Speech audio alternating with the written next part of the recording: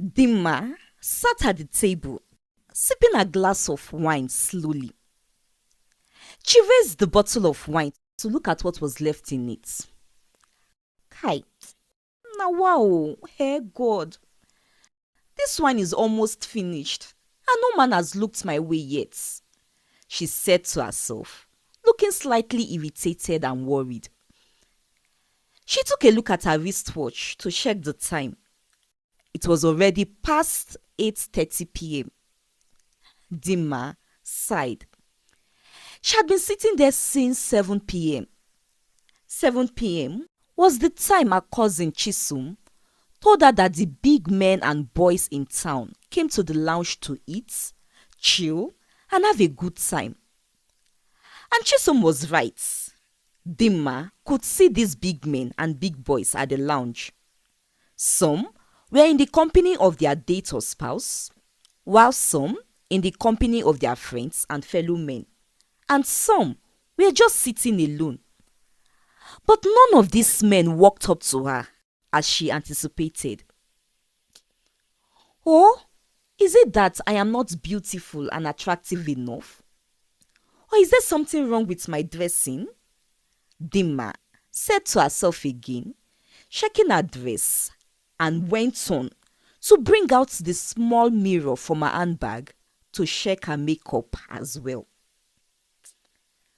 But I am okay and not looking bad now, eh? So what could be wrong?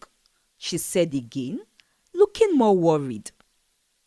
Then she signaled to her cousin Chisom, who was at the counter and was jotting down something in the sales book, and beckoned on her to come. Chisom, am I not looking okay? Don't I look beautiful? Dima asked Chisom when she came to her. Chisom told her that she was looking okay and very beautiful. Then Dima complained to her about not having any man look her way all the while she had been sitting there.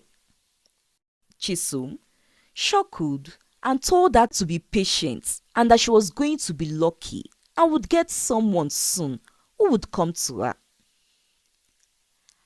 Dima and Chisom are cousins. Their fathers were brothers, but are both late. Chisom's mother lived in the village. After her secondary school education, Chisom had moved to the city to look for a job, since her mother couldn't afford to send her to the university. She hoped that if she worked and saved up, just maybe, she might be able to go to the university in future. Dima and her mother whereas lived in the city, and Chisom came to live with them when she moved to the city. Dima's mother owns a small provision shop. Just as Chisom's mother, Dima's mother could also not afford to send Dima to the university. Now, while Chisom got a job as a waiter in a lounge, Dima refused to take on any job. Mama, see, I don't have to stress myself to work. Oh. I am a woman, and a beautiful one at that. A man would marry me even if I go to the university or not. I just need to get married to a rich man, and he will take care of me and all of us. Dima would often say to her mother and Chisom. Though from time to time, she went to her mother's shop to help her sell. And Dima somehow has some luck charm.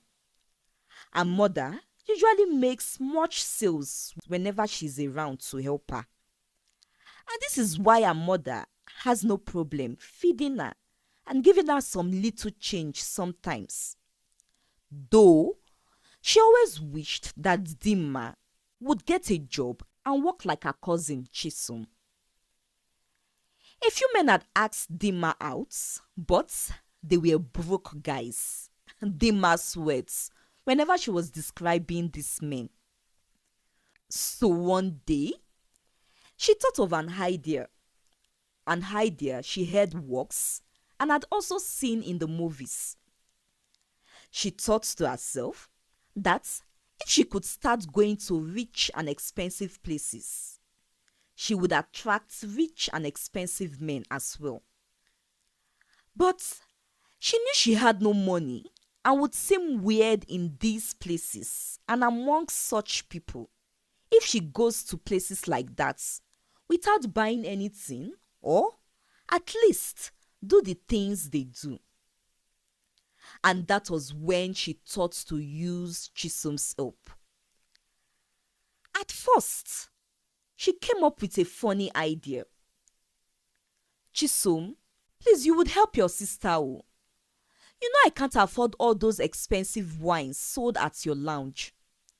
So, you will just carry one empty wine bottle and pour Coca-Cola inside for me. And I will pretend to be chilling with it like a big girl. Dimma told Chisom. Chisom burst into serious laughter. See you. My dear, I would advise you to just buy a real wine, no? Because there are cameras everywhere and it would capture you drinking from a wine bottle. And our management would not believe that it wasn't a real wine. They would request for the actual money for the wine by the time they check the sales record and discover some discrepancy. And that would put me in trouble. And I'm sure you don't want that for me, Chisom explained.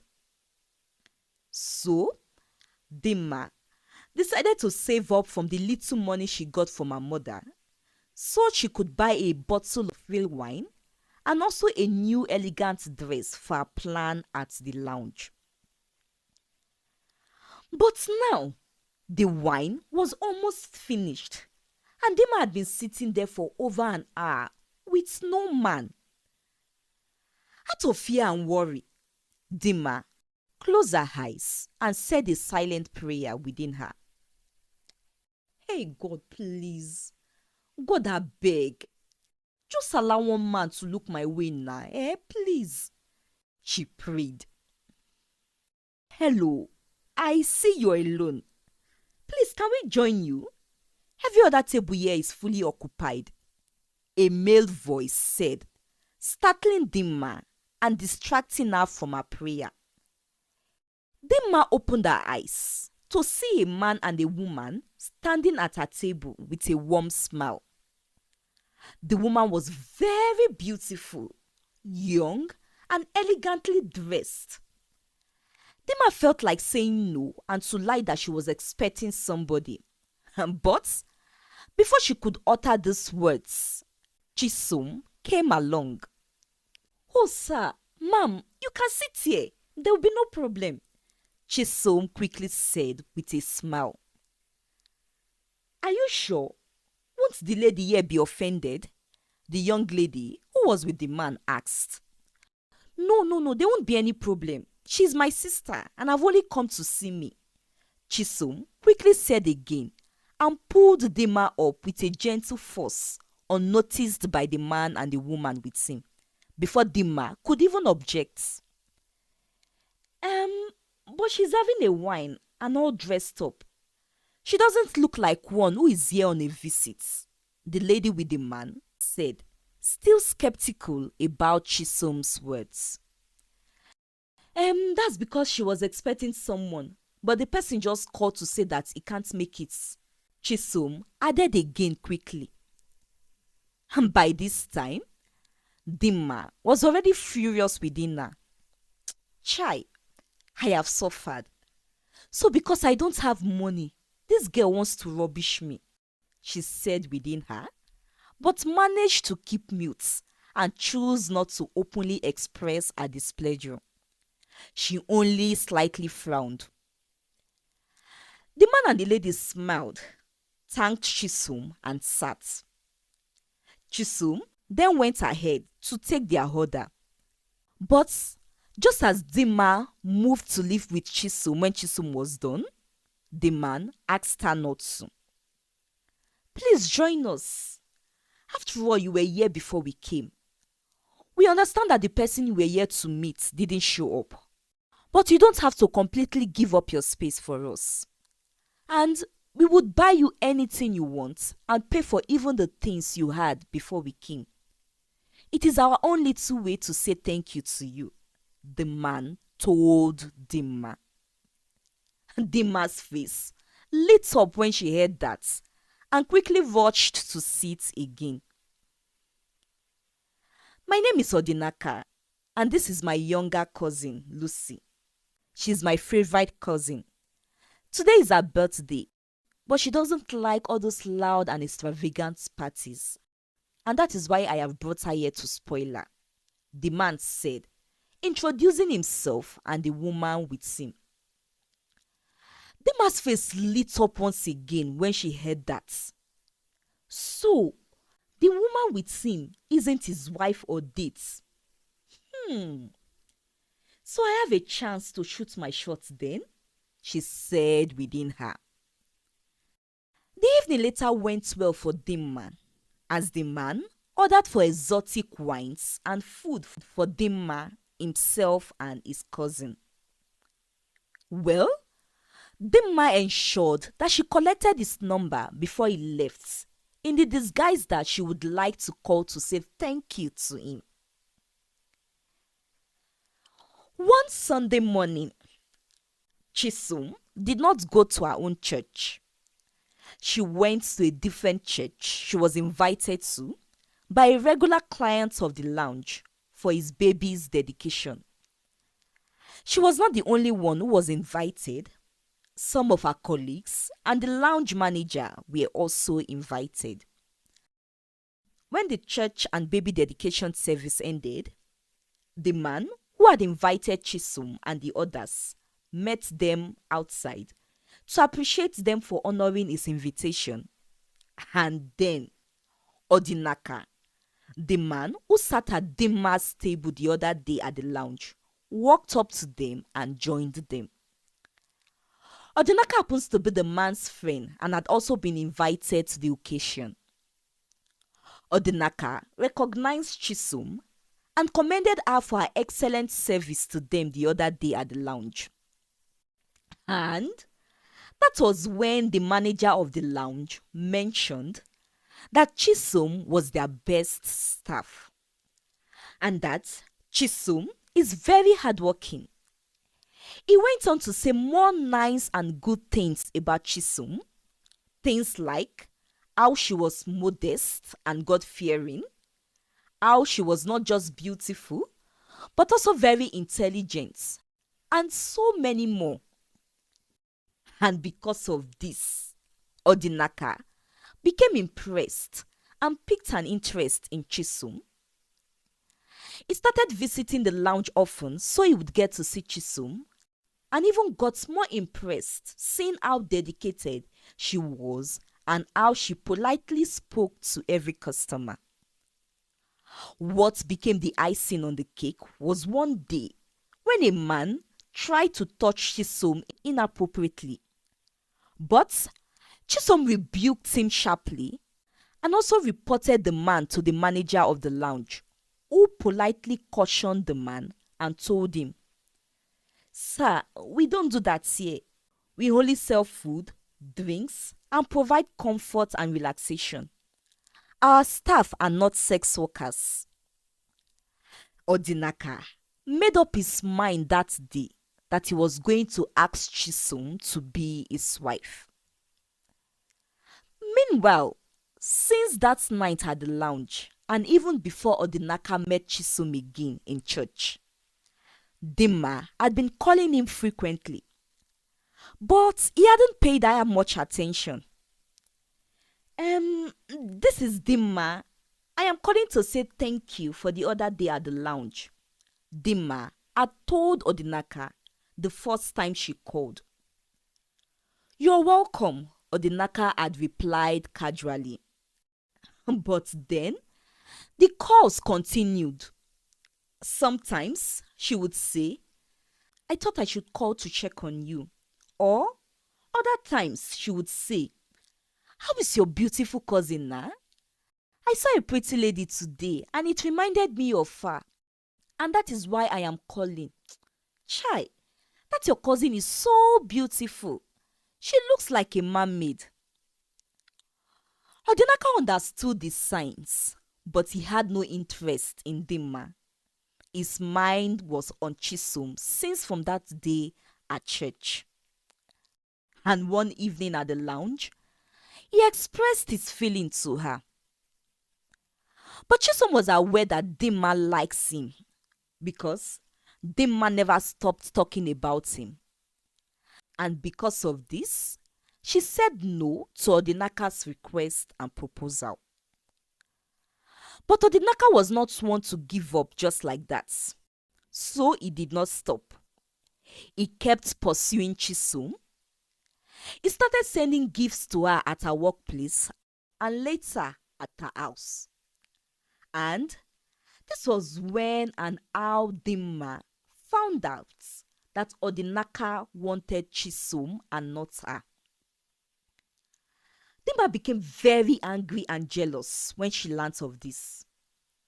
You are a snitch. I thought you were my cousin and you had my back. You know I liked Odinaka first, but went behind me to pursue him. Dimma accused Chisom. Chisom explained to her that she does not like Odinaka and is not pursuing him, but that Odinaka is the one who has been pursuing her and that she had said no to him severally. But Dimma was too angry to believe her and even stopped speaking to her. And then one day, consumed with anger and jealousy, Dimma came up with a plan to make Odinaka lose interest in Chisom. Odinaka had given Lucy's number to Dimma when she would constantly call him in the disguise of wanting to know how Lucy was faring. He did so that Dimma wouldn't have to disturb him any longer. Well, Dimma had called Lucy a few times after that. So on this particular day, Dimma called Lucy and requested to pay her a visit. She made food and took along with her. When Lucy tasted the food, Lucy liked it and appreciated Dimma for her kind gesture. You don't have to thank me. It is the least I could do. You and your cousin are good people. You were nice to me that evening and has been nice to me since that evening. And even your cousin has been nothing but wonderful to my cousin Chisom, Dimma said, smiling.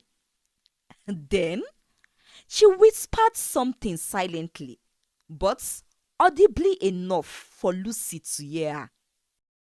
Chai, it is just that he really does not deserve what is coming to him, she said softly. And yes, she did said it in a whisper, but Lucy heard it because that was Dimma's intention. What do you mean by what is coming to him? Lucy inquired with sudden curiosity. Dimma pretended that it was nothing, but Lucy persisted.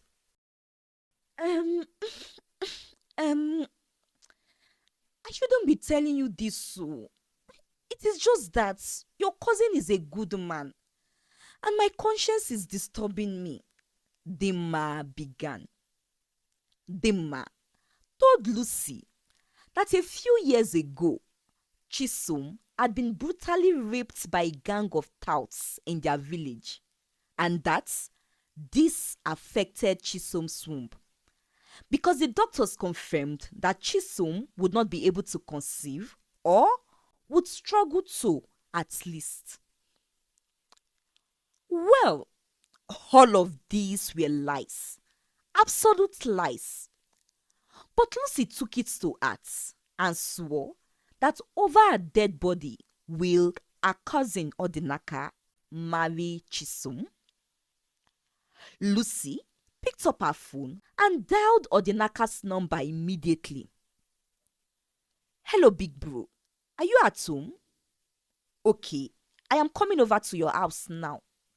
There is something important and urgent I need to speak to you about, she said. What will happen next? Would Dimma's plan work? Will Odinaka marry Chisom or not?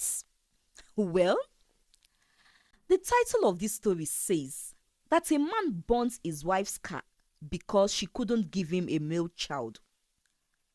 Well, the man is Odinaka. But which wife are we talking about? Would it be Chisom? You will find out all of these in the second part of this story, which I will be dropping soon. Cause I want to end this one here. In the meantime, you can drop your guesses. I would like to know if you think Odinaka would go ahead to marry Chisom or not. Thanks for watching. I'll see you in my next story. Bye.